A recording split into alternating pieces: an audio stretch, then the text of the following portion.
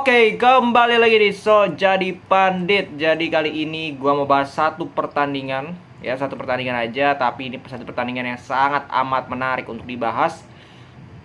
Yaitu Barcelona berhadapan dengan Manchester United, super big match di atas kertas. Karena dua tim ini adalah dua tim yang punya sejarah yang luar biasa. Dua tim yang salah satu gue bilang the biggest team in the world. Bertemu di Europa League. Main di kandang Barcelona dulu, Spotify Camp Nou.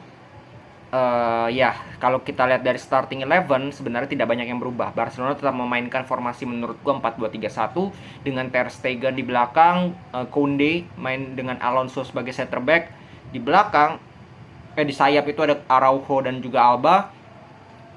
Di tengah ada Kessie, Frenkie de Jong dan juga Pedri sebagai nomor 10. Di kiri ada Gavi, Rafinha dan juga Lewandowski. Sedangkan Manchester United tanpa Eriksen, tanpa Anthony, tanpa Martial, tanpa Donny van de Beek, tanpa McTominay, tanpa Sabitzer karena masih akumulasi, mereka turun ya dengan squad yang ada ya, yang terbatas kalau menurut gue. De Gea, Wan-Bissaka, Varane, Shaw, Malacia. Di tengah ada Casemiro dengan Fred. Ya ini sebenarnya 4-2-3-1 ya. Di nomor 10 Weghorst, di kanan Bruno, di kiri Sancho, dan di depan adalah Rashford. Jadi ini seperti formasi pada saat kemarin di menit 60-an itu pada saat melawan Leeds, mereka gunakan formasi seperti ini. Weghorst itu bermain di belakang Rashford. Pada saat itu works. Nah, babak pertama ini kelihatan dua tim yang secara mengejutkan kualitasnya sangat bagus. Dalam arti mereka tidak ada yang bertahan, mereka sama-sama ingin mencetak gol. Ya, jual beli serangan, MU dapat peluang, dibalas Barcelona lewat Lewandowski, terus dibalas lagi dengan Weghorst yang depan gawang. Nendangnya aduh, kalau dibilang itu luar biasa Ter Stegen, oke dia safe, tapi arah bola tendangan dari Weghorst itu ke tengah. Jadi finishingnya itu bapuk banget ya, nggak heran. Habis itu MU juga dapat peluang besar. MU itu dapat 2 peluang besar di babak pertama. Ya lewat satunya Weghorst tadi dan satunya Rashford yang save, yang ini baru save kelas dunia dari Ter Stegen. Ya dimana yang serangan dari sebelah kiri ditendang agak lambung bolanya, tapi save-nya itu incredible kalau menurut gua. Nah, babak pertama itu cukup imbang dalam arti Barcelona lebih kuasai bola lebih banyak, 60-an%. Shots-nya kalau nggak salah 7-7. Nah, peluang berbahaya itu MU unggul dengan 2, Barcelona hanya 1 lewat Lewandowski kalau nggak salah. That's it.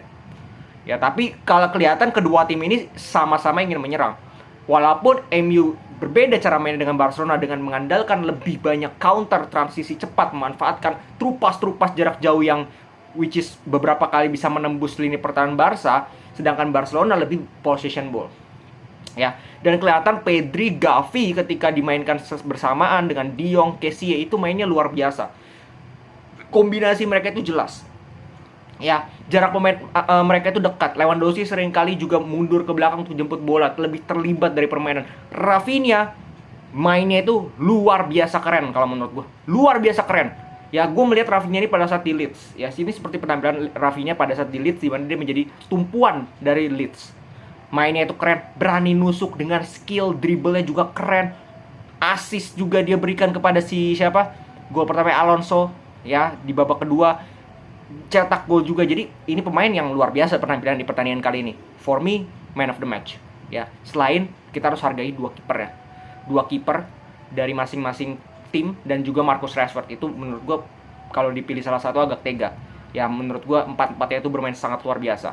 Nah, by the way masuk ke babak kedua. Babak pertama itu mainnya luar biasa, bagus, saling menyerang, atraktif. Beda banget dengan UCL yang kemarin. Siapa lagi kalau bukan PSG Munchen yang kualitasnya bapuk nan bapuk. Harusnya mereka nyontoin match ini bahwa kedua tim berani bermain terbuka, berani untuk cetak peluang, nggak ragu-ragu untuk bermain ofensif. Itu yang gue sangat disayangkan. Terutama kemarin Munchen masih oke, masih ngetek. Tapi kalau PSG itu mending jadi koperasi kan gue bilang. Nah, babak kedua berbeda dengan babak pertama. Babak kedua itu ada efektivitas yang jalan di sini. Diawali 1 menit berselang itu Rafinha sudah dapat shots ya nyaris, ya shotsnya itu luar biasa, itu kelas itu kalau gol. dibalas dengan peluang Sancho depan gawang, ya.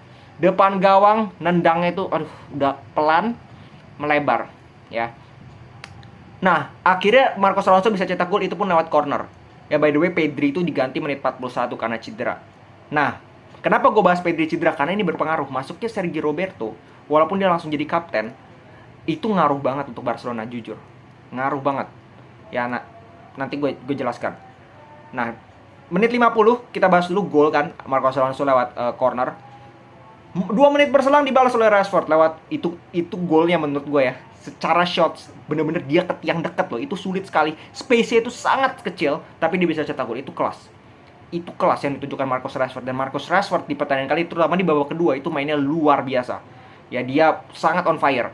Nah, mulai dari kebobolan itu Barcelona drop di situ. Ada sekitar 10 menit mereka drop. Mereka terbawa dengan permainan MU. MU mendapatkan berkali-kali counter, berkali-kali space di lini belakang dan akhirnya dapat gol kedua. Itu pun berkat Rashford kan meledakan dari sisi kanan. Akhirnya Konde bunuh diri. Ya gue nggak bisa salahin Konde juga karena itu posisinya sulit kan. Ada scrimmage di situ dari Bruno kalau nggak salah dia mencoba back heel tapi kena Konde akhirnya. Nah akhirnya ada momentum di mana MU harus dapat penalti. Itu menurut gue penalti ya dari Rashford yang dilanggar oleh Kondi karena kalau kontaknya minim oke gue masih bisa paham, tapi lu harus lihat keadaannya bahwa Rashford itu sedang dalam kecepatan yang tinggi. Maka dari itu keseimbangan pemain kalau kecepatannya tinggi itu seringkali memang disentuh dikit bisa jatuh ya. Karena dia lagi kecepatannya tinggi. Nah, itu jelas ada gangguan dari belakang loh dari Konde, tapi gak dicek VAR bahkan nggak coba dicek wasit ke pinggir dan akhirnya tidak jadi penalti. Itu yang pertama ya. Yang kedua adalah Barcelona juga dapat ketika Fred itu handsball ya, itu juga nggak dicek ya, jadi wasitnya katronya habis, harusnya dapat penalti keduanya. Nah masuknya Christensen, Ansu Fati, Balde di menit 67 itu menurut gue langsung Barcelona yang kita lihat lebih agresif. Walaupun secara permainan gue bilang masih lebih bagus pada saat ada Pedri.